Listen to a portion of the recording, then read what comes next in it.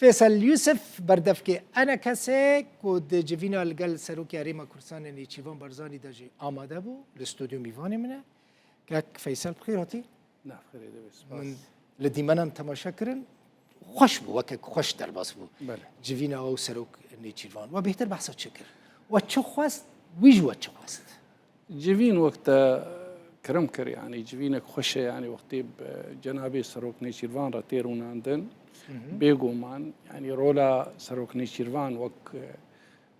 زعيم أكيد نتند كردستاني دا دفري تمامي دا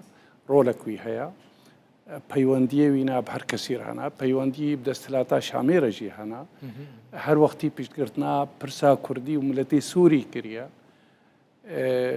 كسن قو عم بينن قلق جاري عربي سوري مسيحية سوري ريزقرتنك تايبت يا سروك نيشيروان هيا ایروژی وقتی پیشوازیا ما کر براستی دفگرینی جارک دیتری آواگو هر وقتی پیشگرتنا سوریا و آرامیا سوریا و رحتیا ملتی سوری و ملتی کرد و پرسا کردی پیشگرتنا اید که پیشگرتنا اید که و تکزیه جید که انو کرد دوی بیکهاتک بن سرکت سوریا دوک عرب و غیری دوی بشک بنش آوا کرنا سوریا نش پرسگریکی سوریا را بشك بنش جارة سركرنا وابرز غريكارا ما في واد دستوري سوري دبين ميساندن بقاسي يعني تكزيل سر يك هلوستا كردي يك هلوستا كردي تكزيل سر ويكر يعني ام بي نحسان غيري بيشقرتني وبقلك رحتي وخشيه خلكي سوري وبتايبتي جملتي كردي وتشج سروك نيتشيروان خواست يعني خواستني ما بري وينا يعني هر وقتي كردستان عراقي سروك مسعود سروك نيشيروان سروك مسرور كسكي جوانا ندايا باش حتى كردستان عراقي تمام ونزالين يعني دوقتا كده كتو بري وانا بيشقرتنا ملتي كرد الهندروي سوريا كرن او نايج بير كرن يعني وقتي آستانقايا ملتي كرد الهندروي سوريا كردستان عراقي ملتي كردي سوري ربو ايرو جي دا خوازي ما او بردوامي ايرو خير خوازي هيا روجانا آريكاريا خلقيت كي آریکاریا ایرو دستگاه خیرخوازی برزانی بله خیرخوازی برزانی از بیشتر بله لیبوری خازم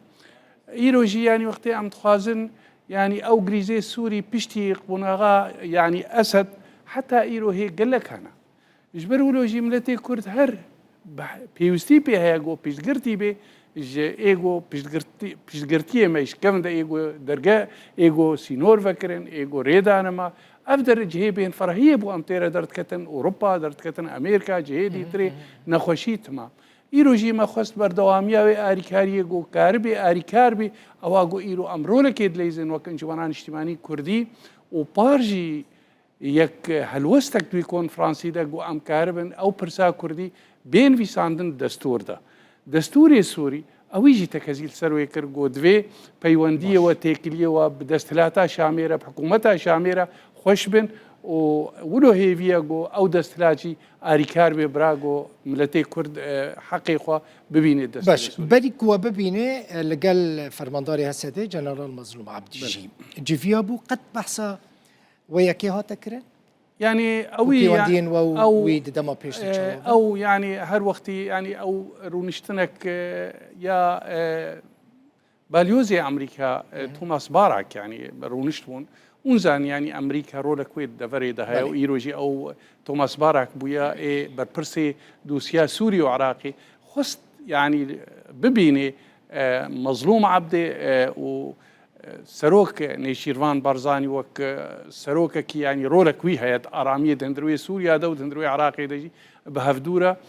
برحتيك هات نشاندان رولا امريكا وباشا يعني باشروجي بيجي وامريكي ورولا ودفي دفريدا وهيفي باشتغرتني كاك فيصل نا هونو وبايديان بيش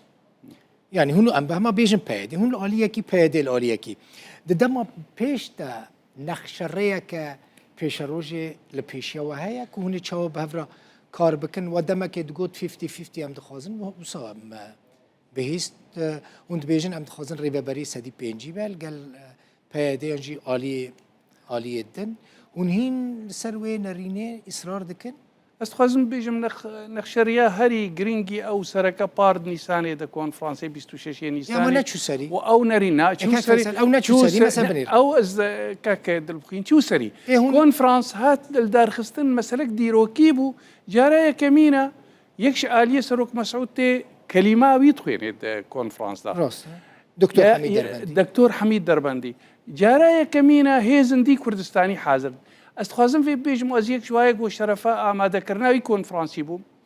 يك نما يعني إيه نابي سياسي وجفاكا سفيل وكسايتي اللي حاضر باشا حاضر بو إيرو أو نرين أو سركت أما شان دا قوة شيبوي حتى أنها جه نقرتي أم إيرو أواقو تتبرسي أم تخوازن كاروري إيكاك فيصل هم بساري خود شونا شامي وش خورا هفديتن بيكانين أو بساري خود شونا شامي وش خورا هفديتن بيكانين يعني هم بهفرا نشونا شامي بيشتي بي كونفرنسا بيشتي نجي مثلا أواقو بريجي مج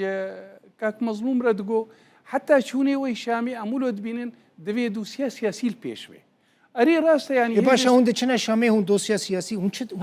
چه شامي إيه ما يعني وقت مشوار تقو ما تقو برد بيش دبي ما حسابي روجي تالي يعني أواقو إيصال دسبيكا صالي دا چيبو ما تقو برد أوت بيش دبي وأمريكي وأوروبي أوت مانتي دنا إيه ماجي وقت أم چون شامي أم نشون مقو إلا أم تنينا كردنا أم هر وقت يجي مجوار يجي قو شاندا كردي هيا نرينا كردي هيا ما بروانيت بردا كريا وكملتي كرد دو وقتا كده قو لازم بو أم بين خويا كرن بيشتي بيستونيه كانونات دوا وتشتي شيبوي أنه برسا كردي دفي حاضر بيصر ماسا بريز أحمد الشرع وحكومتاوي وني بهفرا كار بكن ددام با بيشت براسي از في مراخ دكم دخوازم بزانب إيروجي اشتغالي تيدا تشيبو يعني جناب سروكني شيرفان وبريجي أم مصرن هر وقتي ما أم تكزيت كن سريك هلوستا كردي وشاندا كردي أمولو هيفينا جو بريك وبيك ببي برا أم كاركيت كن جو أو تشتي بري جو بو سببك نلفكرن يعني لفكرني ما بو نلفكرن نا بردوان بي از يكشوا كسيب هيفيما جوي هري سري يعني ددام بيشت احتمالك هم بهفرا وكشاندا كي كرتي بتشن شامي ابدا يعني او شان كسكي انت بلانك هيك او شان كسكي نغوتيا او شان نما ايروجي ام بين او شان بنجهك هيجي كار بيد بي وام سرت شغل يك هلوستا كردي يا كميني جو بكاروري دبي او شان بيبا بي باشا مظلوم عبدي دبيجي از لسر افاكرنا اللي وگرك كردي كار دكم قد هناتنا آگاه دار كرن والله يعني ورهاتي بحث يعني كرن از ريز قرتنيش قوتنا بريز مظلوم عبدي ردكم بارد هيفان هذا يعني نفيس عندي ما تسليم كر بروجا مثلا لي وقرا كردي وما قالك جاري تكازيل سركر انه جبوس يعني وقت بيجي جه قرتي بي او شاندا كردي يجي بيش قرتي بي شوي لي وقر ايرو جي بيشتي بيستوني قانوني هناك تشتري هات الميداني ام ايرو تخازن لفكرنا كيف بين شيبكن بيشتي بيستوني قانوني مساله دفري كردي وتشتي ايرو شيبوي لفكرنك ايرو انجمنان اجتماعي كردي بشك سركه دندروي سوريا دا وخلكي سوري وولات باريزي سوري وكسيغو ايرو ارامي سوريا تخوازن انجومن يدبينن خديرول واونا ام تخوازن ويلفكرني يمكن غوبرا لفكرنك جارك دي تريم لتي كرت ما بيش غير يبكي ندهرو جاو جارك دي او لفكرن نشي سري ناف الجما ام دبيجنن يكل وستا كردي او وقت بيجي ناف نيشانا وي نافروكا ويشي برافاني بيت بر نرينا كردي اف باشا جاوين ولا تبوستين سيادية للسوري؟ نرينا كردي هف بشويت بيجي وقتي ام بيجن سوريا كنا نافندي وقتي ام بيجي لا مثلا آليدن بوست بدس خوانين هيزن سوريا ديمقراطي بوست جرينجش دس حتى نهاجي ام دبينن وقت انجمنان اجتماعي كردي وقت بشكي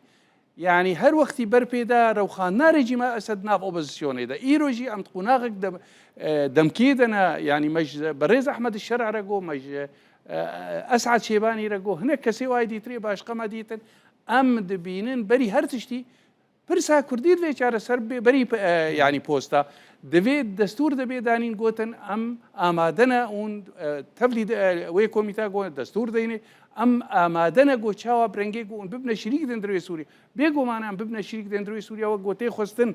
دفري جزيري وكوباني وعفرين وجهي كردلي يعني بدف سوريا فبنو او تشتك نورماله بقاسي ويجي دفي ام شريك بن نتني القامشلو ام سرك بلدي بن القامشلو دفي ام شريكي سوريا وبوستات تمامي بن خرطاهيش سوريا جرينجا كونغرايا انا كسي كانجي تيتشيك ام هاجر حاضرت كان يعني ام هنا كي تيدا اخرين يعني لێ ئەم ئیرۆژی حازریت کنجوی کۆنگریرە گۆبرا ببێ کۆنگرێک گۆروی وەختێک و ئیرۆ نەها ساڵان ودا هەیە ساڵا بەرێ مە حازریت کرد ئەو تشتێ بوویێرێک گوت کانونات دوا دەچێ بوون لێ ئەم حازریت کرد ناڤەرۆک لایحاوی نظاما ئەساسی دەژی و دیانەرینا سیاسیدا گۆ ببێ بنگەهەک برا ئەو کۆنگرێ ملەتەی کورد و یەک هەلوەستا کوردی بێ بنگەهەک گۆ هەر تشتێ دەنوبێ گەلێک گەلێک شتەغالی چێت بێ سەر مەسەلێ سەرۆکاتیاوێ سەر ئەمینداریاوێ گشتی ئەمل دەریێک و ئەم تشتێکی بکەن ئەف گوارتن تمام گۆر تشتێک و خەلک و ملەتێ مەتخوازی ئەمولۆ هێوی هەیڤا بێدا هەیڤا بێ ینی هەیڤا ئەوەلێ لێ ئەمژێرە حازری هونێ تۆ ئارمانجێن خۆش بوو ڕۆژەوەی کوردستانی و کوردین سووریە بگێرن هونێ چ بخوازن ئیرۆژی تشتێک نەرینا کوردی هەف بەش 2012 مە ئەقرار کردی حتا کۆنفرانسی 26 ئەو نەرینا کوردی هەف بەش هون چ بخوازن ئەم دەبێژن سووریەک ناوەندی سووریا دەبەرەیە کوردی تێدا یعنی وەکت بێژێت تایبەتمەندیە کوێ هەبێ ملەتێ مە دەبێ شریکی حکوومەتێ بێ شامێ سووریاک ناوێوێت دەستوردا نەتەنی عرب سووریا خەلکی عرب و کورد جەمهوریە سووریا وەک ناولێت بێ عەربی نەمینە ئەم نەدژی عربانە ئەم بێژن سووریای عربا و کوردا و سریان و ئاشوریا تمامێش بەرولۆ ناوێوێ ئالاوێت تمام ئەو بێ قاسی وێژی مافێ ملەتەی کورد بێت دەستوری سووریادا و ملەتێ کورد تعدا گۆلێ بووە دەوێ بێ تاویدکردن زەرەرا گۆلێ بووی gelek spas malata Feysel Yusuf berdevkê Encumena Kurdî ene kesêr mîvanê min bûyî gelek spas سپاس